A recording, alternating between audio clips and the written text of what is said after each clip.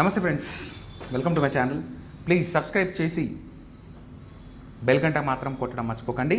ఈరోజు విషయం వచ్చేసి బ్రిక్స్లో main important countries Brazil, Russia, India, China and South Africa.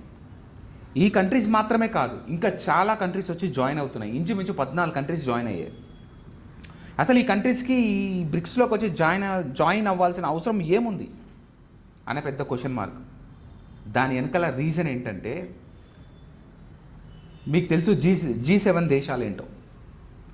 అందులో ద బిగ్గెస్ట్ కంట్రీస్ ఉన్నాయి అన్నమాట. ఏది అమెరికా కావచ్చు, ఇంగ్లాండ్ కావచ్చు, ఫ్రాన్స్, ఇటలీ, జర్మనీ, ఇలాంటి బిగ్ కంట్రీస్ ఉన్నాయి. బాగా సంపన్నవంతమైన దేశాలు, జపాన్ కూడా ఉంది ఇందులో. అయితే వీళ్ళు 7G అని పెట్టుకోగా లేనిది నెక్స్ట్ డెవలప్మెంట్, అదేవిధంగా జీడిపి పరంగా వీటికంటే ఎక్కువలో ఉన్న దేశాలు ఇప్పుడు ఇవన్నీ. ట్రంప్ ఎందుకు భయపడుతున్నాడు?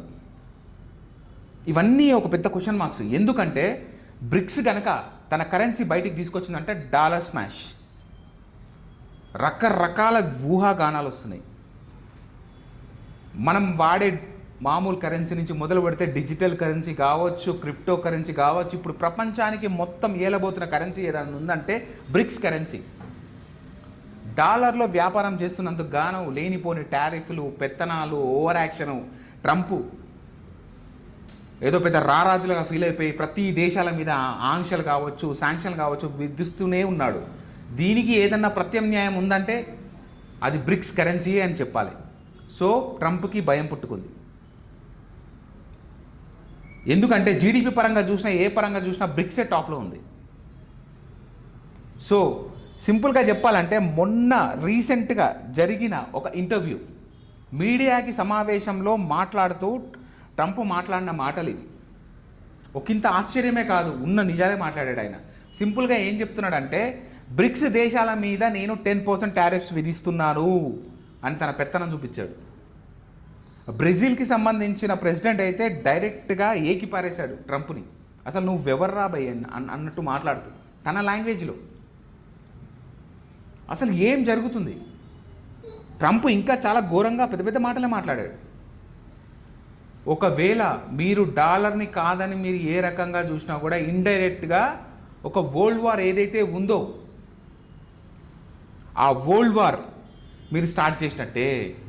సింపుల్గా చెప్తున్నాడు, డాలర్ని కాదని మీరు డాలర్ పడిపోయిన తర్వాత వేరే ప్రపంచంలో ఏ కరెన్సీ వచ్చినా సరే దానికి అర్థం ఒకటే, వీ లాస్ట్ వరల్డ్ వార్ అని. అంటే ఏంటి? డాలర్ పడిపోయినా, డాలర్ పెత్తనం లేకపోయినా సరే వరల్డ్ వార్ ఓడిపోయినట్టు అంట.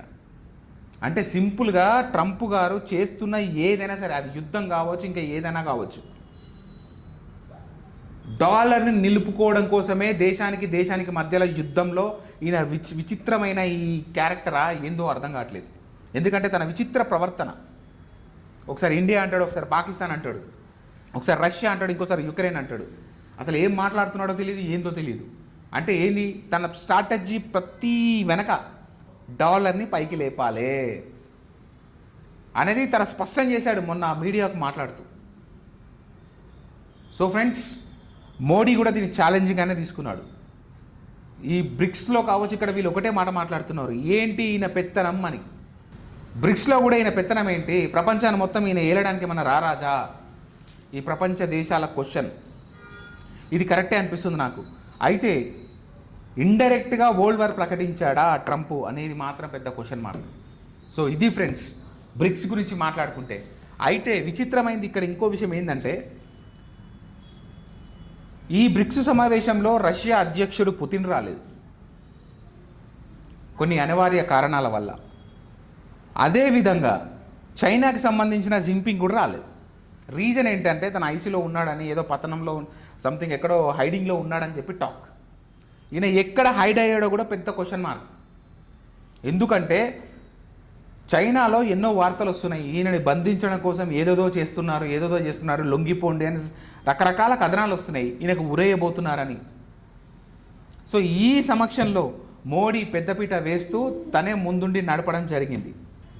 ఇప్పుడు బ్రిక్స్కి పెద్దన్న ఎవరన్నా ఉన్నారంటే అది మోడీయే. సో ఇండైరెక్ట్గా కాదు డైరెక్ట్గానే ట్రంప్ మోడీకి బ్రిక్స్కి వార్నింగ్ ఇస్తున్నాడు. ఇది ఎలా జరగబోతుందో ఏం జరగబోతుందో మనం ముందు చూడాల్సి వస్తుంది ఫ్రెండ్స్. నాకు తెలిసి ఈ 2025లో ఒక హిస్టరీ రిపీట్ కాబోతుంది. అది యుద్ధమా లేకపోతే బిజినెస్సా లేకపోతే ఇంకేదైనా కావచ్చు. ఈ ట్రంప్ దిగేంత వరకు ప్రపంచానికి ఈ కోత తప్పదు, ఈ బాధ తప్పదు. సో ఇది friends, thank you so much. Video నచ్చిందని నేను ఆశిస్తూ ఉంటాను.